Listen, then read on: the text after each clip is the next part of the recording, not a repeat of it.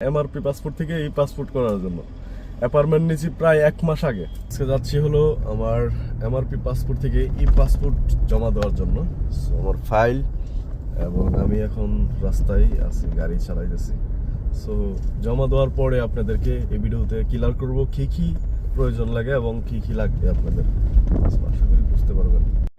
আমি অলরেডি বাংলাদেশ এম্বাসির সামনে আছি, জেদ্দা। বাংলাদেশ এম্বাসিতে আসছিলাম এমআরপি পাসপোর্ট থেকে এই পাসপোর্ট করার জন্য। অ্যাপার্টমেন্ট নিয়েছি প্রায় 1 মাস আগে, ঠিক আছে। সো এটার ভিতরে গিয়া দেখি এত পরিমাণের মানুষ, এখানে দাঁড়ায় থাকার মতন না। আমার পক্ষে সম্ভব না ভাই এখানে পাসপোর্ট জমা দেওয়া। এখানে প্রায় 2-3 ঘন্টা, 4 ঘন্টা, 5 ঘন্টা লেগে যাইতে পারে। সো দেখি সামনে কি করা যায়। এমন হইতে পারে বাংলাদেশে গিয়ে তারপর বানায় নিয়ে আসবো। এখানে এত পরিমাণের ভিড়, ঠিক আছে। মানুষ বিভিন্ন অঞ্চল থেকে আসে। বাংলাদেশ এম্বাসি 2টি আছে, রিয়াদ এবং জেদ্দা। সো রিয়াদের আশপাশে যারা আছে রিয়াদে যায়, আর জেদ্দার আশপাশে যারা আছে জেদ্দা আসে। অনেক মানুষ পাসপোর্ট করার জন্য আসছে। যাই হোক, আমার পক্ষে সম্ভব না। আমি আজকে ব্যাক চলে যাচ্ছি। 1 মাস আগে আমি অ্যাপার্টমেন্ট নিছি, ঠিক আছে।